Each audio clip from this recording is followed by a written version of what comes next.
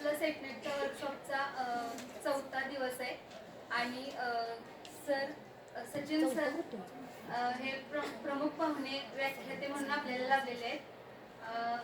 तर मी कुलकर्णी मॅडमना विनंती करते की त्यांनी माझं म्हणजे सरांची ओळख करून द्यावी.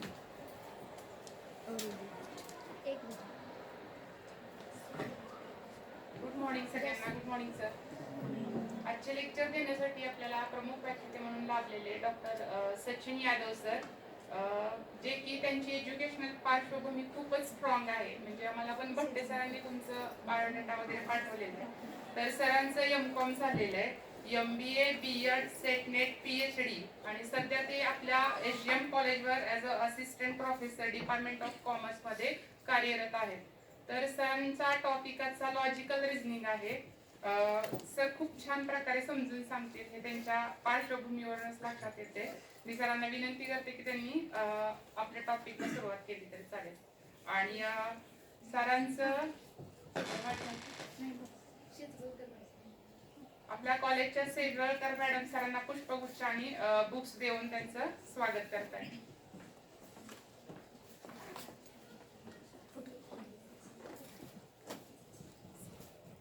टाळ्या वाजवून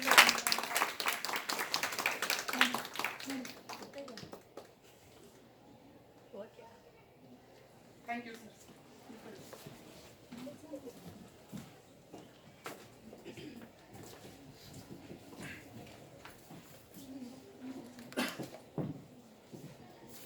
गुड मॉर्निंग.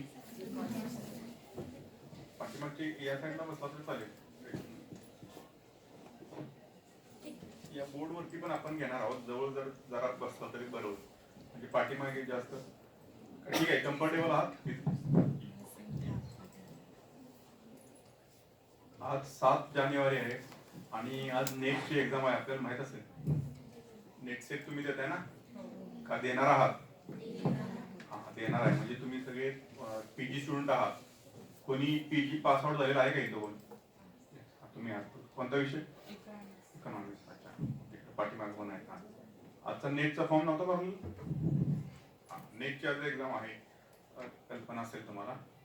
तर नेट आणि सेट, आता PGचे सगळे स्टुडंट आहात, तर पहिल्यांदा नेट आणि सेट एक्झाम आता बऱ्याच वक्त्यांनी तुम्हाला, आता मला वाटतं आज 4था दिवस आहे ना, 5वा दिवस. म्हणजे 5 दिवसामध्ये कोणी कोणी सांगितलं मला माहित नाही, परंतु नेट आणि सेट एक्झामिनेशन ही कशासाठी असते आपल्या सगळ्यांना माहित असेल की सिनियर महाविद्यालयामध्ये प्राध्यापक होण्यासाठी पात्रता परीक्षा असं त्याला म्हटलं जातं. सेट म्हणजे स्टेट एलिजिबिलिटी टेस्ट आणि नेट म्हणजे नॅशनल एलिजिबिलिटी टेस्ट. जे विद्यार्थी सेट क्वालिफाईड होतात किंवा सेट एक्झामिनेशन क्रॅक करतात, त्यांना महाराष्ट्र आणि गोवा या 2 राज्यामध्ये कोणत्याही महाविद्यालयामध्ये, युनिव्हर्सिटीमध्ये ऍप्लिकेशन करता येते किंवा या दोन्ही स्टेटमध्ये ते असिस्टंट प्रोफेसर म्हणून काम करू शकतात. आणि अर्थातच नॅशनल एलिजिबिलिटी टेस्ट म्हणजे नेट एक्झामिनेशन. नेट एक्झामिनेशन म्हटल्यानंतर नॅशनल या शब्दामध्येच आपल्याला कल्पना येते की ऑल इंडिया तुम्ही नॅशनल लेवलला कोणत्याही स्टेटमध्ये, कोणत्याही युनिव्हर्सिटीमध्ये अप्लाय करू शकता आणि तिथं तुम्हाला असिस्टंट प्रोफेसर होता येईल. तर बेसिक नेट आणि सेट एक्झामिनेशन ही एक कॉम्पिटिटिव्ह एक्झामिनेशन आहे, हे आपल्याला ज्ञात असेल किंवा माहीत असलं पाहिजे. आता मुळात मी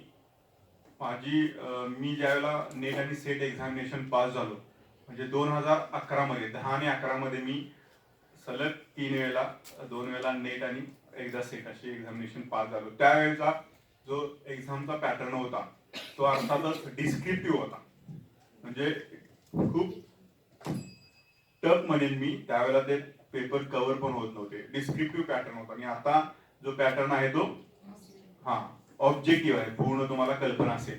म्हणजे याच्यामध्ये सातत्यानं 2-3 वेळा चेंजेस झालेले आहेत. डिस्क्रिप्टिव्ह होता, त्यानंतर परत ऑब्जेक्टिव्ह आला. ऑब्जेक्टिव्ह मध्ये त्यावेळेला 3 पेपर असायचे.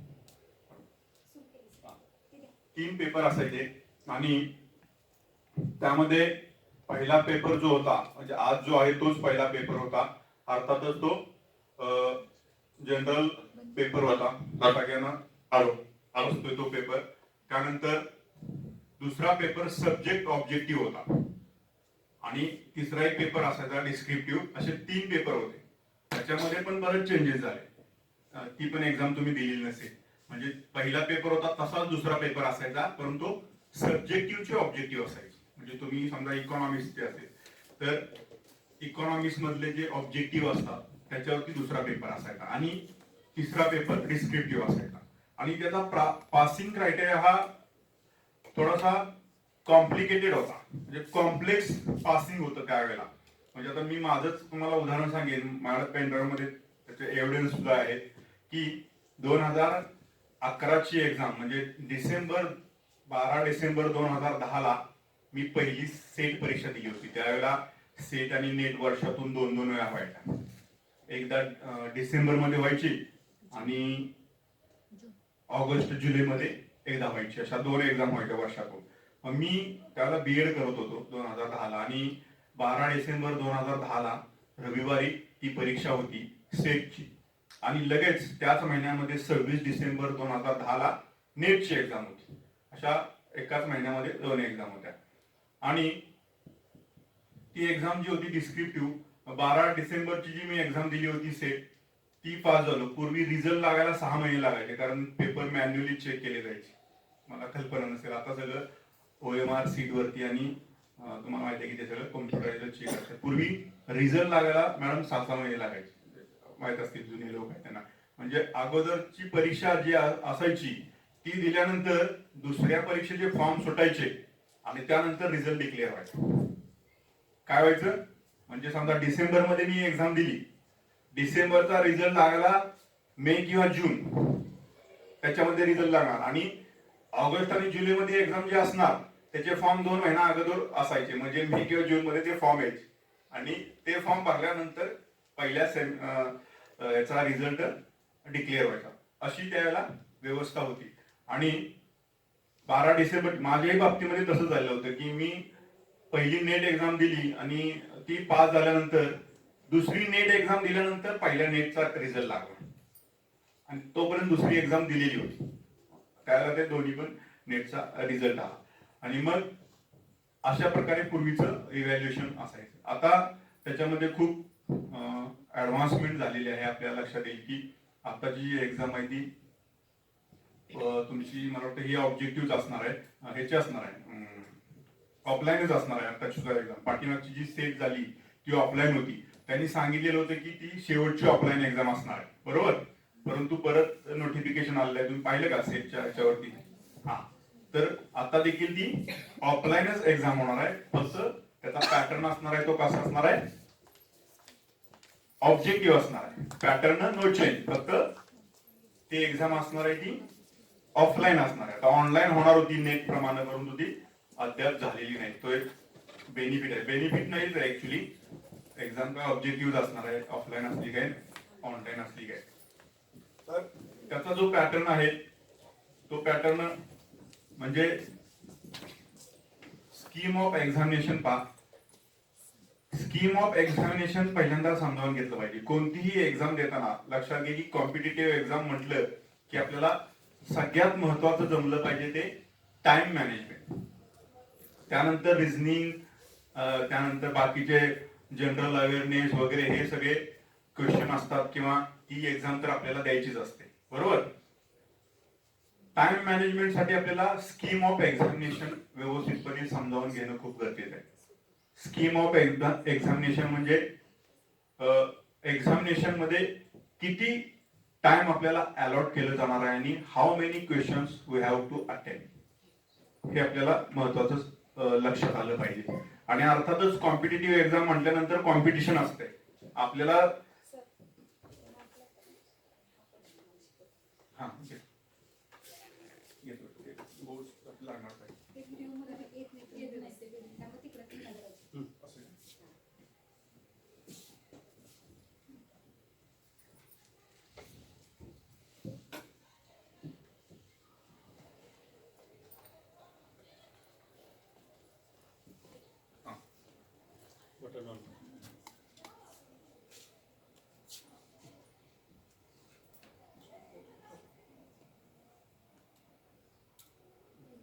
हॅलो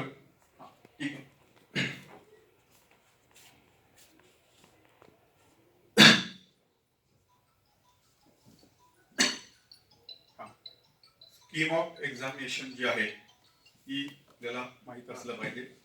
आता स्कीम ऑफ एक्झामिनेशन तुम्हाला बोर्डवरती दिसत असेल की यामध्ये 2 पेपर असतात. हे तर आपल्या सगळ्यांना माहित असतात. जे परीक्षा देतात त्यांना हे याची कल्पना असतेच की एकूण याच्यामध्ये 2 पेपर आहेत. हा, आणि एक मी सांगायला विसरलो की पूर्वीची जी एक्झाम होती त्याचा पासिंग क्रायटेरिया कसा होता माहितीये? म्हणजे 3 पेपर असायचे आणि 3 पेपर मध्ये पहिल्या पेपर मध्ये तुम्ही जर पास झाला तरच दुसरा पेपर इव्हॅल्युएट केला जायचा. आणि त्या दोन्ही पेपर मध्ये तुम्ही पास झाला परंतु त्यांचा जो मिनिमम क्रायटेरिया होता तो जर तुम्ही अचीव्ह नाही केला तरी तुमचा थर्ड पेपर असेस केला जात होता. म्हणजे कसं की फॉर एक्झाम्पल फर्स्ट पेपर 100 मार्क्सचा होता आणि त्याच्यामध्ये 40 मार्क्सला पासिंग होत, बरोबर. मिनिमम 40 मार्क्स पडले तर तुमचा दुसरा पेपर तपासला जाईल. परंतु दुसऱ्या पेपरमध्ये तुम्हाला तिथे 40 मार्क्स पडले, दुसऱ्या पेपरमध्ये तुम्ही पास व्हायचा, परंतु त्यांचा क्रायटेरिया असा होता की दोन्ही पेपर मध्ये मिळून 100 मार्क्स असतील तरच तुमचा थर्ड पेपर इव्हॅल्युएट केला जाईल. म्हणजे फॉर एक्झाम्पल फर्स्ट, सेकंड आणि थर्ड असे 3 पेपर होते. आता देखील ती स्कीम समजावून घेणं गरजेचं आहे. पहिल्या पेपरमध्ये पासिंग क्रायटेरिया 40 होता, दुसऱ्या पेपरमध्ये पण 40 ला पास असायचा आणि थर्ड पेपरचं मेरिट लागायचं ओव्हरऑल. थर्ड पेपरमध्ये मग त्यांचा जो क्रायटेरिया असायचा कट ऑफ वगैरे ते तिन्हीच्या याच्यावरती ते ठरवत होते. मग पहिल्या पेपरमध्ये 40 मार्क्स मिळाले तर तुम्ही इलिजिबल होता सेकंड पेपर असेस करण्यासाठी. परंतु या दोन्ही पेपर मध्ये मिळून तुम्हाला 100 मार्क्स असतील तरच तुमचा थर्ड पेपर इव्हॅल्युएट केला जातो. लक्षात येते का? म्हणजे इथं 40 पेक्षा जास्त समजा इथं 45 मिळाले आणि इथं 45 मिळाले तरी देखील तुमचे दोन्ही पेपर असेस केले जायचे, मात्र तुम्ही थर्ड पेपर साठी इलिजिबल होत नव्हता. त्याचा अर्थ काय? इथं तुम्हाला 40 पडले तर इथं किमान 60 पडायला पाहिजे, किंवा इथं 50 पडले तर इथं पण 50 व्हायला पाहिजे. दोन्हीची टोटल किती व्हायला पाहिजे? 100. तेव्हाच तुमचा थर्ड पेपर असेस केला जातो. असं त्यावेळी कॉम्प्लेक्स इव्हॅल्युएशन सिस्टम होती. आणि मग ते दोन्ही पेपर असतील तर मग तिसरा पेपर असेस केला जायचा. त्यामुळे पहिला पेपर जो होता तो त्यावेळेला खूप इम्पॉर्टंट असायचा. म्हणजे आज देखील तो पेपर इम्पॉर्टंटच आहे सर्वांच्यासाठी. तो सगळ्यांच्यासाठी कॉमनच असतो, आपल्याला माहित आहे. आणि ज्या पेपरचा जो पॅटर्न आहे तो कॉम्पिटिटिव्ह आहे. म्हणजे ज्या कॉम्पिटिटिव्ह एक्झामिनेशन देणारे सगळे लोक असतात त्यांना जे प्रश्न विचारले जातात तशाच प्रकारचे प्रश्न, म्हणजे त्याची डिफिकल्टी लेवल देखील तशीच असते. त्यामध्ये arithmetical, logical, reasoning, general awareness, computer based, त्यानंतर करंट अफेअर्स वगैरे हे तुम्हाला माहिती आहे. वेगवेगळे 10 त्याच्यामध्ये युनिट्स आहेत. त्या 10 युनिट्स वरती क्वेश्चन्स विचारले जातात. आता रिसेंट तुम्ही जर मला वाटते डिसेंबरची जी एक्झाम सेटची झाली होती ती जर पाहिली असेल, त्याच्यातले पहिले 3 पेपर पाहिले असतील तर लॉजिकल रिझनिंग वरती 5 ते 6 प्रश्न विचारलेले आहेत. म्हणजे आता 50 मार्काची 50 मार्क्स क्वेश्चन असणार आहेत, 50 क्वेश्चन असणार आहेत, 10 युनिट्स असणार आहेत. प्रत्येकाला किमान प्रत्येक युनिट वरती किती प्रश्न येतील? 5, 6 किंवा 7.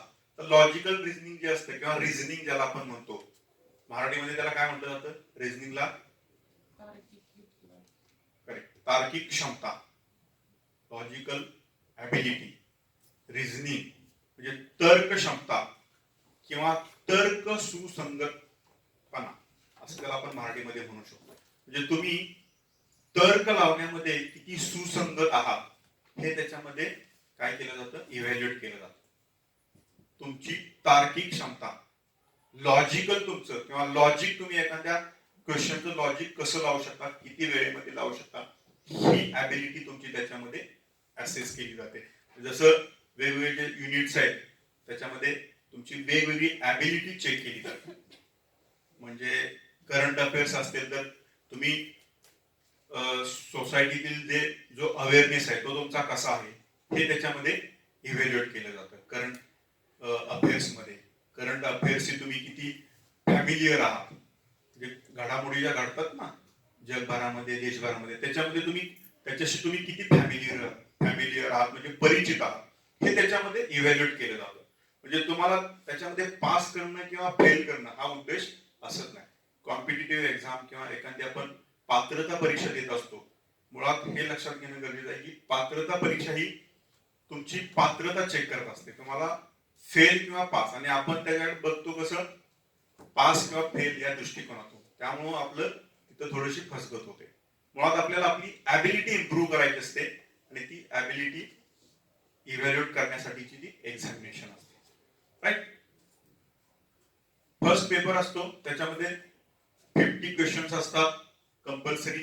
पूर्वी पहिल्या पेपरमध्ये 60 प्रश्न असायचे, 60 पैकी कोणतेही 50 सोडवले जाईल. आता त्याच्यामध्ये तो पॅटर्न देखील बदललेला आहे.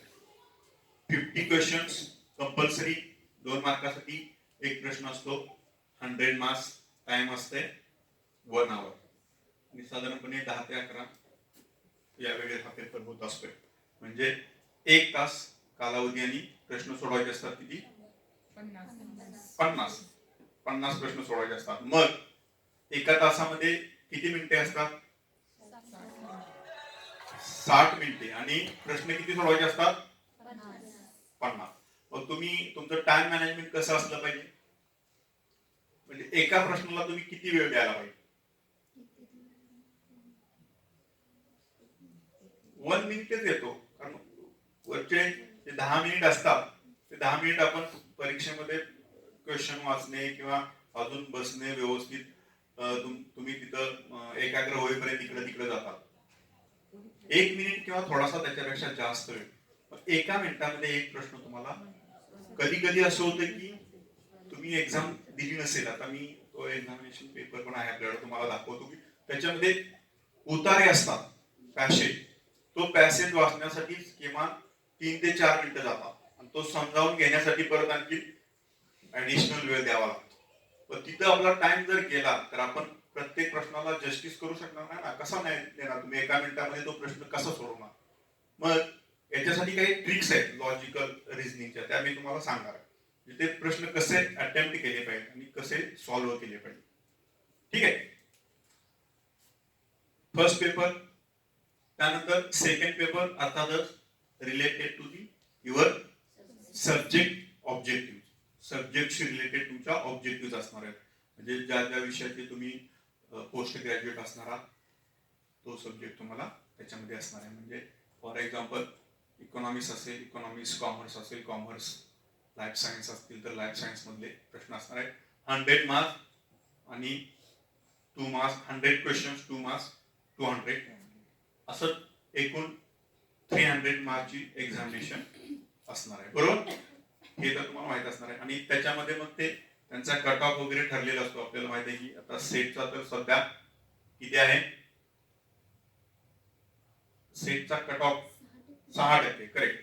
टोटल स्टुडंट असतात त्या पासिंगच्या 6% त्यांना पास केलं जातं. जे वरचे हायर 6% आहे, म्हणजे हा खूप खूप जास्त रिझल्ट आहे, खूप जास्त. म्हणजे मी ज्यावेळेला परीक्षा दिली होती त्यावेळेला 0.75 म्हणजे पाऊण टक्के रिझल्ट होता. पाऊण टक्केच रिझल्ट लागायचा, 1% वरती रिझल्ट नव्हता. फॅक्ट आहे ती, कोणालाही तुम्ही विचारा त्यावेळेला 10-11च्या दरम्यान किंवा त्यावेळेला 0.75% एवढा रिझल्ट होता. आणि साधारणपणे 3000 मुलं पास झालेली होती शिवाजी युनिव्हर्सिटी, सॉरी आमच्या विषयातली ऑल महाराष्ट्रामध्ये. आणि शिवाजी युनिव्हर्सिटीमध्ये आम्ही 3-4 पास होतो, म्हणजे त्यावेळची गोष्ट आहे. आणि त्यावेळेला 0.75% एवढा रिझल्ट होता. आणि त्यावेळेला असं होतं की तुम्ही पास झालात की फेल झालात हेच फक्त तिथं दिसायचं.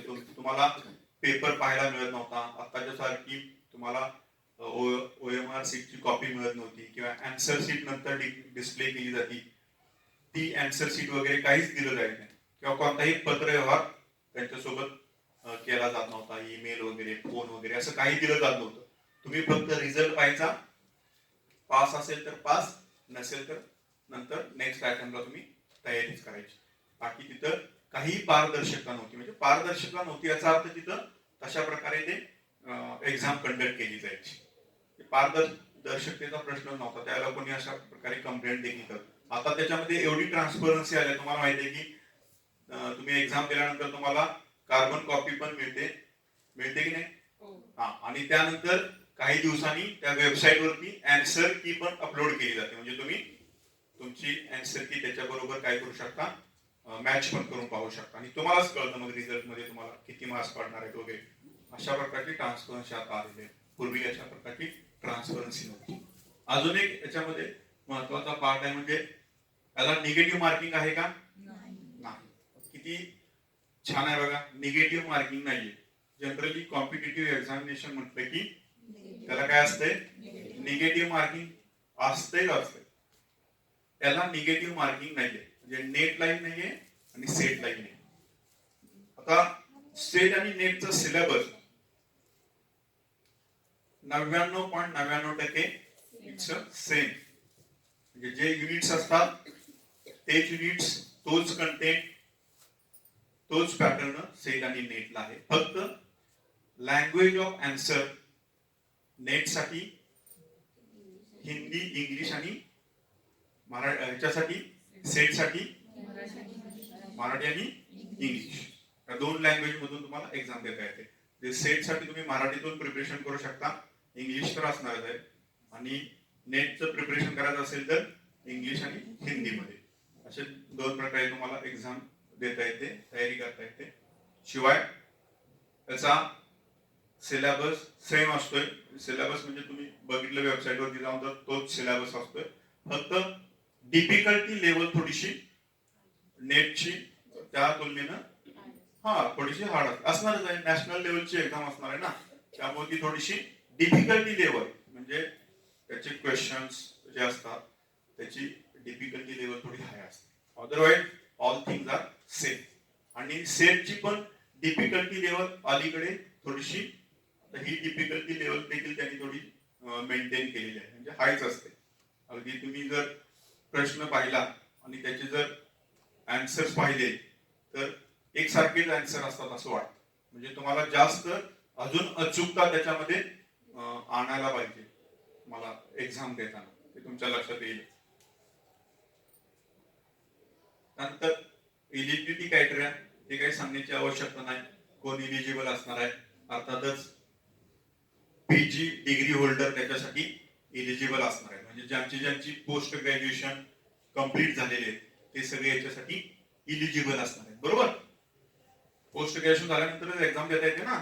अर्थात अपियरला देखील एक्झाम तुम्हाला देता येते. फर्स्ट इयर तुमचं कंप्लीट असेल तर तुम्ही अपियर म्हणून एक्झाम देऊ शकता.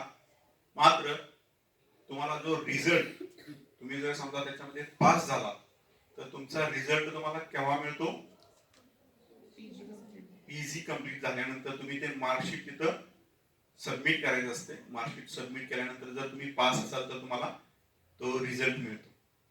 ठीक आहे, म्हणजे अपियरला देखील तुम्ही एक्झाम देऊ शकता. ही एक चांगली जमेची गोष्ट आहे. म्हणजे फर्स्ट इयर कंप्लीट असेल तर तुम्ही अपियर होऊ शकता, तुम्हाला एक्झाम देता येते.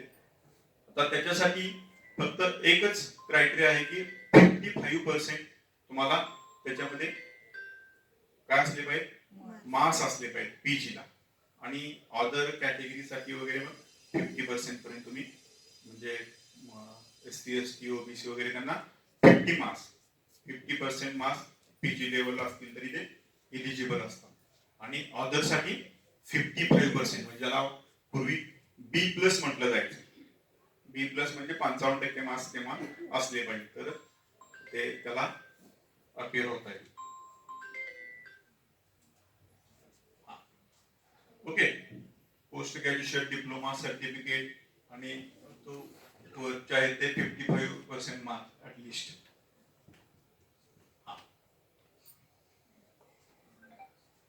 आता रिझनिंग ॲबिलिटीला सुरुवात करण्यासाठी सुरुवात करण्यापूर्वी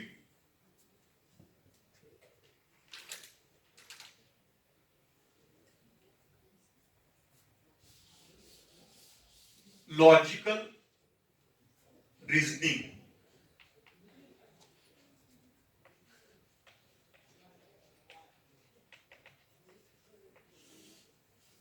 याच्या अंडर लॉजिकल रिझनिंगच्या अंडर 10 ते 15 प्रकारचे प्रश्न विचारले जाऊ शकतात. म्हणजे याच्यामध्ये 10 ते 15 प्रकारे तुमचं लॉजिक चेक केलं जातं. आता ते कोणत्या कॅटेगरी मधले क्वेश्चन्स विचारतील किंवा विचारले जाऊ शकतात हे आपल्या देखील लक्षात येत नाही. परंतु पाठीमागचे जर तुम्ही क्वेश्चन पेपर काढून पाहिले तर त्याच्यामध्ये नंबर सिरीज वरती सगळ्यात जास्त फोकस असलेला दिसून येतो. Number series is a very prime question त्याच्यावरती असलेले दिसून येतात. नंबर सिरीज, त्यानंतर येस वेन डायग्राम्स वरती देखील क्वेश्चन्स असतात. देन तुमचे एबीसीडी जे असते म्हणजे आपले ए ते झेड पर्यंतचे जे लेटर्स आहेत त्या लेटर्स वरती देखील क्वेश्चन विचारले जातात. आणि त्याही पेक्षा महत्वाचं म्हणजे सगळ्यात जास्त प्रश्न विचारले जातात ते तुमच्या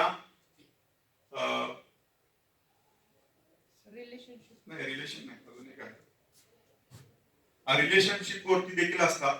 अजून एक नवीन आता त्यांनी इंट्रोड्यूस केलेला आहे त्याच्यामध्ये लॉजिकल रिझनिंग मध्ये, त्याच्यावरती देखील प्रश्न आता विचारायला लागले. म्हणजे अलीकडच्या 2-4 एक्झाम मध्ये त्याच्यावरती प्रश्न विचारायला लागले. आता त्याच्यामध्ये 2-3 ट्रिक्स आहेत. त्या ट्रिक्स पाहिल्यानंतर आपण त्याच्यावरची काही एक्झाम्पल्स पाहणार आहोत. ट्रिक्स म्हणजे काय? सगळ्यात महत्वाचं म्हणजे एक गोष्ट लक्षात ठेवा की लॉजिकल रिझनिंग असो किंवा अदर क्वेश्चन्स असो, हे क्वेश्चन सोडवताना तुम्ही अचानक गेलात आणि परीक्षेला आणि ते सोडवून म्हटला तर तुम्हाला ते अजिबात जमणार नाही. त्याच्यासाठी प्रॅक्टिस खूप महत्वाचा आहे. त्या क्वेश्चनचं प्रॅक्टिस सगळ्यात जास्त करणं गरजेचं आहे. कारण जनरल अवेअरनेसचे किंवा करंट अफेअरचे प्रश्न आपण एकदा वाचून किंवा आपलं इतर जे अवांतर वाचन असतं ते अवांतर वाचन करून देखील आपण त्याच्यावरती ते प्रश्न सोडवू शकतो.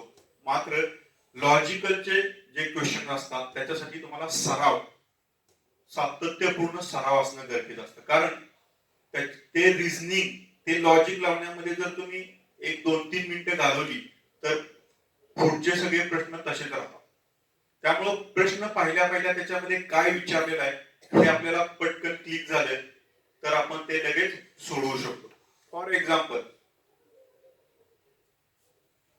मिरर इमेज वरती काही प्रश्न असतात. मिरर इमेज आणि वॉटर इमेज लॉजिकचे. मिरर इमेज आणि वॉटर इमेज म्हणजे काय? तुम्ही कधी अँब्युलन्स पाहिजे का? कोणी पाहिले अँब्युलन्स? अँब्युलन्स वरती अँब्युलन्स लिहिलेलं असतं हे पाहिले का? कसं लिहिलेलं असतं? पण त्याचं रिझन कोण सांगेल का? म्हणजे आपण जर ते बघितलं तर ते उलट लिहिलेलं दिसतं आपल्याला. परंतु ते आरशामध्ये बघितल्यानंतर आरशामध्ये ज्यावेळेला ती इमेज दिसते त्यावेळेला ती व्यवस्थित दिसते आणि अँब्युलन्स वरती ती उलट लिहिलेली असते. याचा अर्थ मिरर इमेज असते. मग अशा मिरर इमेज ज्या असतात त्या मिरर इमेज वरती देखील प्रश्न असतात.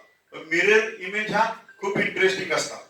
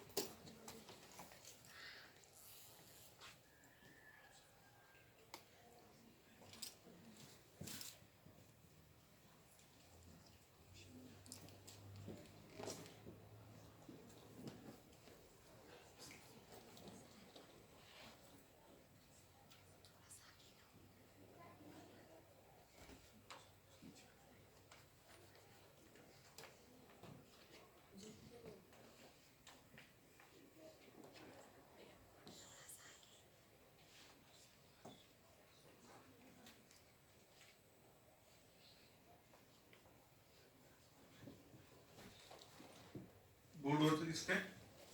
हा.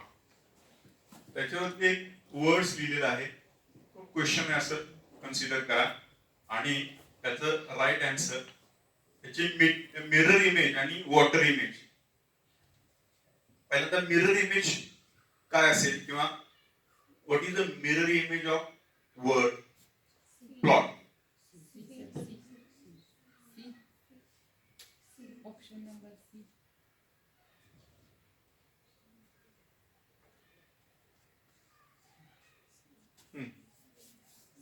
कोणती असेल मिरर इमेज?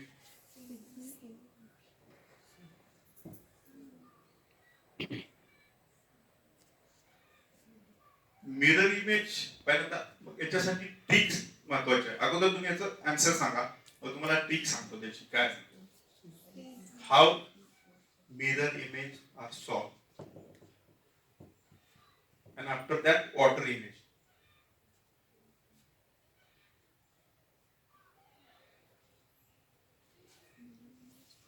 बी बी असेल.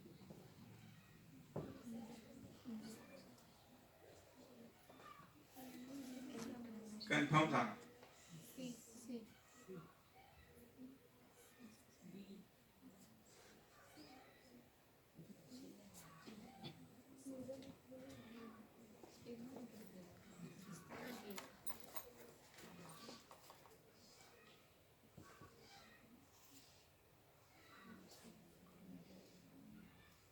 हा शब्द मिरर मध्ये कसा दिसेल आरशामध्ये?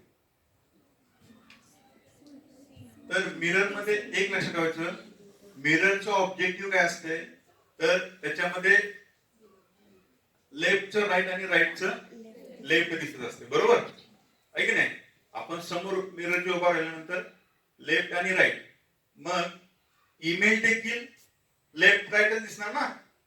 लेफ्टची बाजू राईटला दिसणार आणि राईटची लेफ्टला दिसणार. मग आपल्याला पहिल्यांदा हे माहित पाहिजे की मिरर मध्ये एखादी वस्तू दिसते कशी. लेफ्टची राईट आणि राईटची लेफ्ट, म्हणजे लेफ्ट बाजू राईटला दिसते आणि राईट बाजू लेफ्टला दिसते. हे जर माहित असेल तर मग आपण तिथं लॉजिक लावायचं की ठीक आहे बाबा, प्लॉट मध्ये इथं हा शब्द जो आहे त्याच्या राईटला काय आहे आणि लेफ्टला काय आहे. मग जर लेफ्ट राईटला दिसत असेल तर ही इमेज याच्या राईटला काय आहे ते अक्षर पहिल्यांदा दिसणार ना. त्यानंतर दुसरं त्याच्या शेजारचं असणार आहे ते दिसणार, त्यानंतर त्याच्या शेजारचं आणि त्याच्या शेजारचं. परंतु दिसताना कसं दिसणार, इकडून इकडे दिसणार. फॉर एक्झाम्पल पहिल्यांदा काय दिसणार,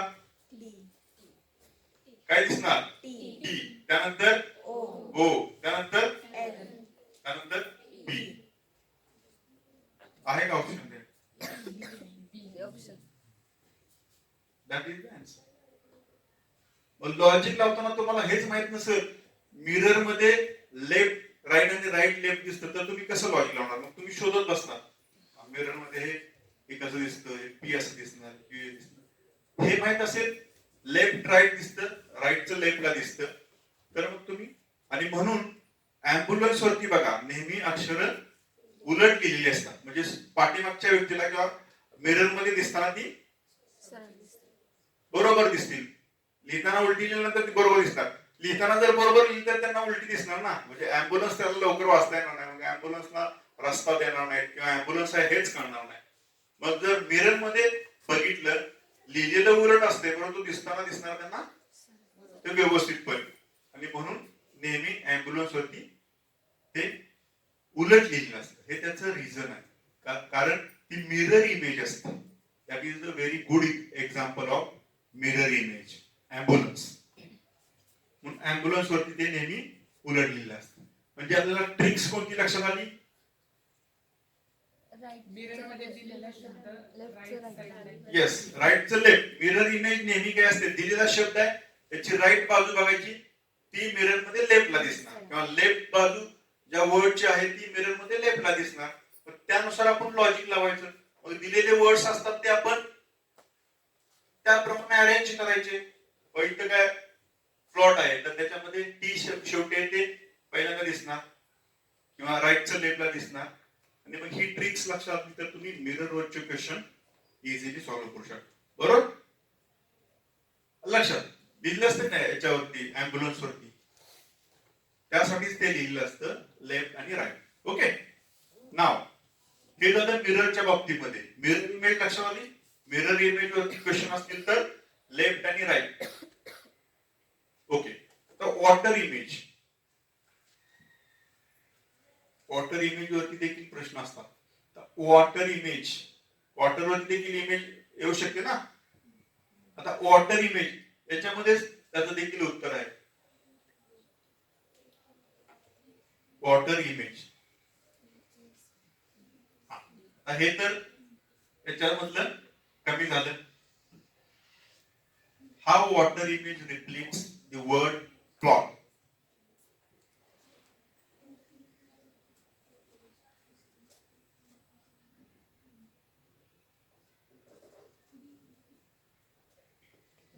तुम्ही कधी पाण्यामध्ये बघितले का स्वतःला उभं राहून, किंवा पाण्यामध्ये एखादी वस्तू कशी दिसते आठवाय?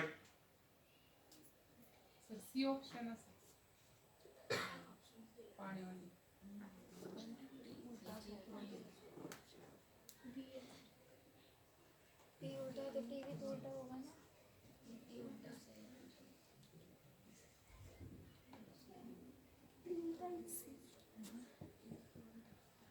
मिरर इमेज आणि वॉटर इमेज त्यामधला डिफरन्स माहिती आहे. वॉटर इमेज कशी दिसेल, कोणाला माहिती आहे ते वॉटर इमेजची ट्रिक्स काय असते? तर वॉटर इमेज मध्ये जो वर्ड असेल किंवा कोणतंही ऑब्जेक्ट असेल ते उलट दिसतं. उलट उलट म्हणजे वरची बाजू खाली आणि खालची वर. आपण असं बघायला लागलो तर आपलं पहिल्यांदा डोकं दिसणार, पण इमेज उलट दिसते. म्हणजे हा शब्द वॉटर मध्ये कसा दिसेल तर कोणतं त्यातलं राईट आन्सर असणार आहे? मिरर इमेज लेफ्ट राईट आणि वॉटर इमेज उलट दिसते. उलट म्हणजे हा जर वॉटर मध्ये शब्द दाखवला तर हे पी जे असं आहे हे बघ इकडे लिहून दाखवतो. हे वॉटर मध्ये कसं दिसणार?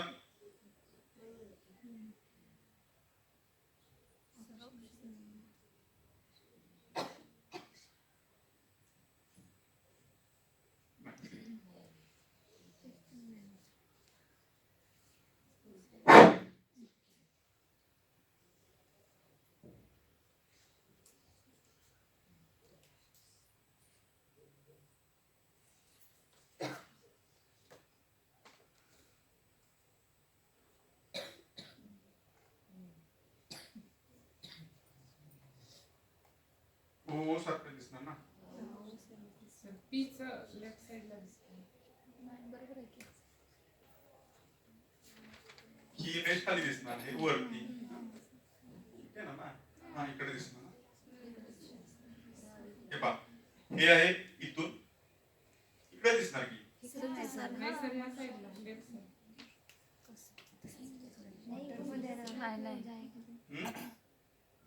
आणि ही जे आहे ते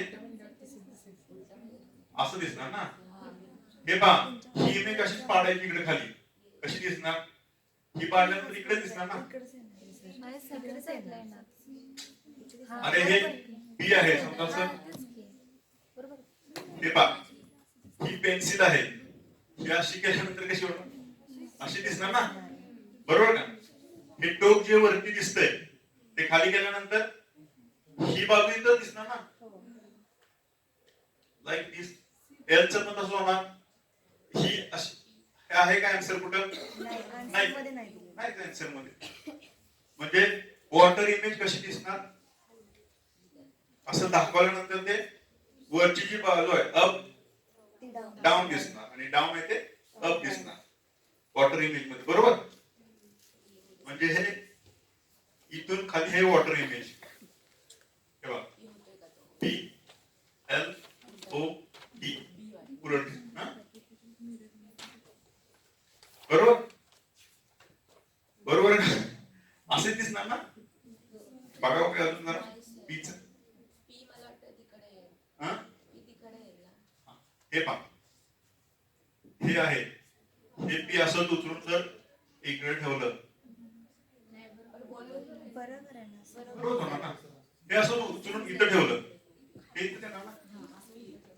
पीचं पी दिसणार. हे ना हे पा ही रेष जी आहे ही आहेशी दिसणार. हा जो आहे तो खाली कुठे येणार या बाजूला इकडे दिसणार ना. इकडे दिसणार बरोबर. सो इथं लक्षात काय ठेवायचं. हा हे डोकं पहिल्यांदा आणि त्यानंतर वरती पाय अशा प्रकारे म्हणजे उलट दिसणार.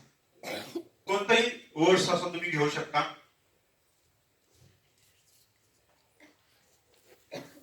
आता काय सोपा सहनचं कसं दिसणार.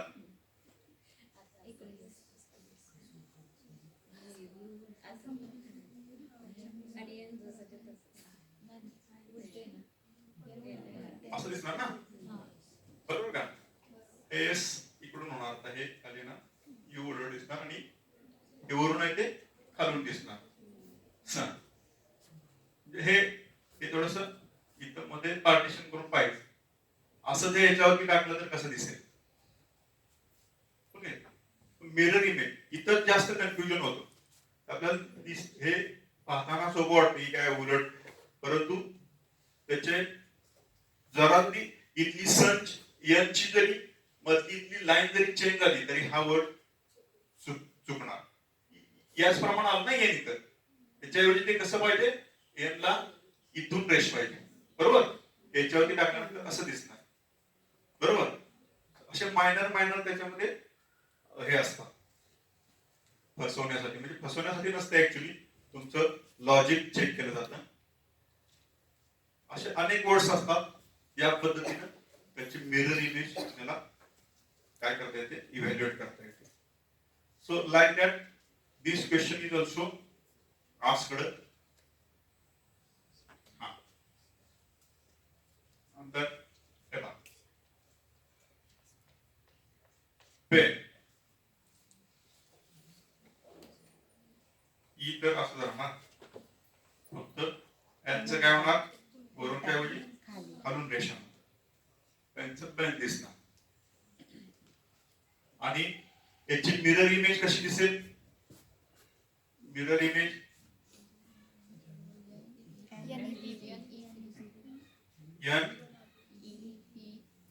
ई कसं दिसणार आणि पीचं काय दिसणार क्यू दिसेल ना बरोबर. So mirror image right to left आणि लेफ्ट टू राईट. म्हणजे मिररचा अर्थ काय हे उचलून ह्याच्यावरती ठेवायचं कसं दिसेल. हे उचलून ह्याच्यावरती ठेवल्यावर कसं दिसणार आणि हे खाली असं झोपवल्यानंतर कसं दिसणार. हे दोन गोष्टी लक्षात ठेवायच्या. मिरर ती वस्तू पाण्यामध्ये ठेवल्यानंतर कशी दिसणार ह्याच्या वॉटर मध्ये. आणि मिरर मध्ये ती वस्तू त्याच्यावरती. आता बघा पी इकडून असं नेलं इथे ठेवलं तर बरोबर या पद्धतीनं किंवा इकडचं उचललं तर इकडं या पद्धतीने येणार. ई अपोजिट दिसणार ना. इकडे आल्यानंतर या बाजूला होणार आणि एन. सर मग याचा पहिला जो क्वेश्चन सोडवलेला ना त्याचा थर्ड ऑप्शन येणार ना सी येतोय ना. जर मिरर इमेज जर आपण बघितली तर त्याचा सी ऑप्शन येणार. हा येईल ना. हा बरोबर. थर्ड येणार. थर्ड येणार. त्याच्यावर लक्षात येते. आता हे बघा इथं पी इकडचं इकडे ठेवलं तर बरोबर. त्याच्यावरती हाच पी सुचतो आणि इकडे ठेवला तर या पद्धतीने दिसणार. ई या पद्धतीनं. आता एनच्या बाबतीमध्ये बघा एन